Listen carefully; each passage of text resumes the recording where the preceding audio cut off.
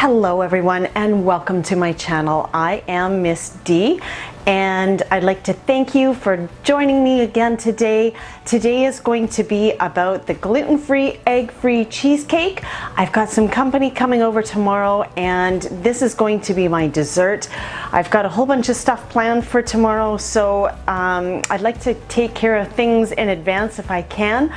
I've gone through a whole bunch of preparation to put this together so it runs smoothly, and without much further ado, let's get going. Okay, so we are going to start out with the springform pan, and this is exactly what we use in order to make our cheesecake. And it comes in two parts. I do believe this is a 9-inch. It's got a little release on the side here, as you can see, and I'm just gonna place the base into the groove and close this up so that it can be used for the base of our cake today. All right, so there we go, that is ready. And I'm just gonna take a little bit of some no spray cooking oil and run that around the outside of the pan and along the base as well, just for easier release. I've got my mixing bowl here and I have one of the box ingredients. This is really difficult to make by yourself. I guess you could go and buy some gluten-free graham cracker crumbs and take them home and just moosh them all up, but this is already pre-done and sometimes I like to make things easier for myself. So this is what I've got here. I'm just going to go ahead and pour that into my bowl. Then 2 tablespoons of either white or brown sugar, so 1 and 2, and then finally a cup of melted butter, and just pour that in there. I'm going to use my spatula to make sure that I've got all the butter out of here and into my bowl. So now I'll just take my spatula and mix this all up. This will be the crust of the cake. That's coming together nicely. It's not going to be completely melded together, however, it will just be enough that it will hold the base for underneath the cheesecake itself. Okay, so that is looking good. What I will do now is just give my hands a quick wash to make sure they're nice and clean to do the next step in this process. Okay, so here we are with the springform pan again, and I've got my bowl of mixed ingredients, and I'm just gonna take that and pour that into the springform pan. Make sure that every last drop is in there. There we go, that looks pretty good. I like having my sink nice and close by. So I'll just press this out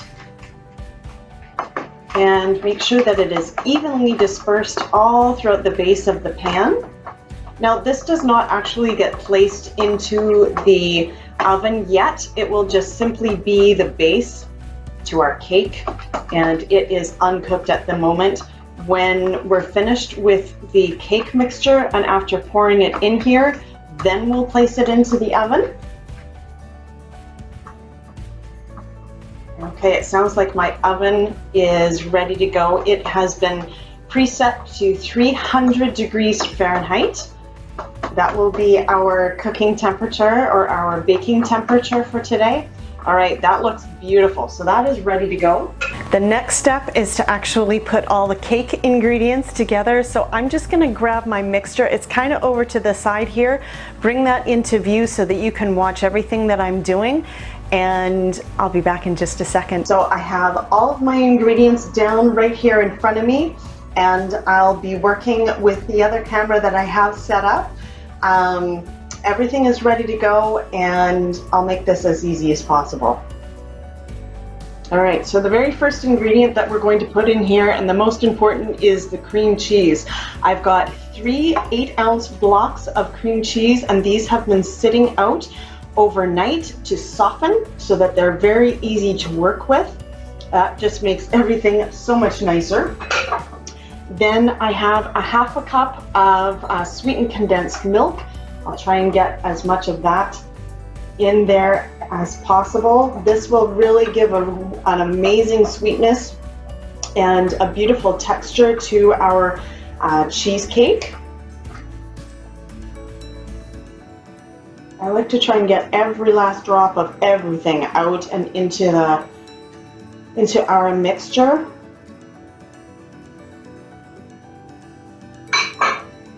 Okay, and then we have a ½ cup of sugar, just white granulated sugar, nothing special there.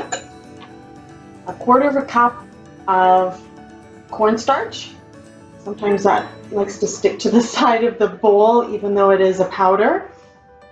Then we have 2 teaspoons of baking powder and a ½ teaspoon of baking soda. Please do not get these mixed up because it will make anything that you make taste funny.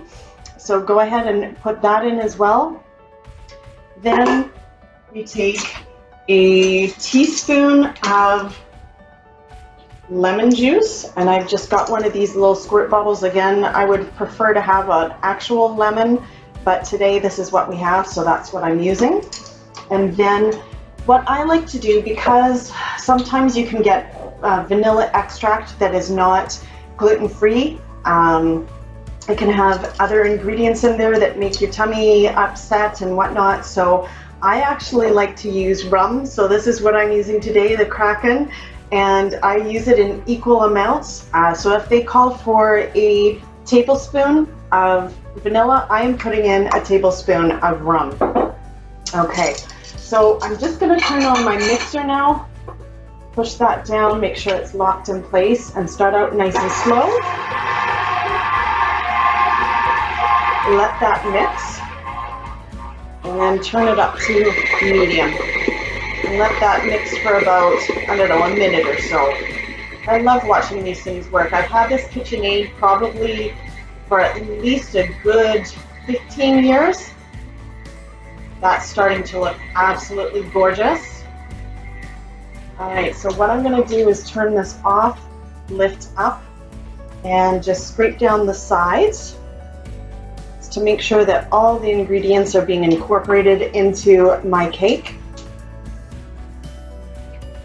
Because there could be stuff right at the very bottom or sometimes on the side of my bowl that doesn't quite get mixed in. Lock that in and leave in again for another 10 seconds. I'll turn that off, and then I have a pint of sour cream that I am going to add into the mixture. This is a fat-free sour cream, so it's just trying to keep this as low fat as possible while still maintaining that wonderful flavor. Should have lifted this up. All right, I'll make it easier. Okay, and just scrape out that bowl to get all the sour cream into there. And now we just simply place that down again, lock it in, and whoop, and on low speed, mix that in.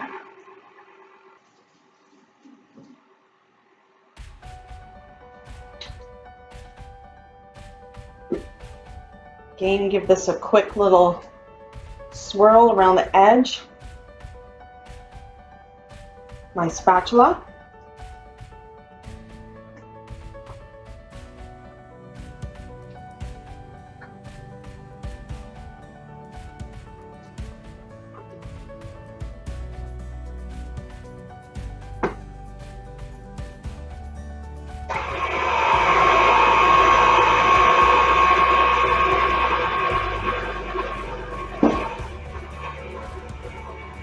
Okay, that looks like it's nice and mixed now, so I will unlock this, scrape off my mixing paddle on my KitchenAid, because we want every last bit of this amazing cream cheese mixture in our cake. All right, so that's pretty clean. Put that over to the side and move this out of the way. Now here is our cake base, and I'm just gonna pour this now into the base.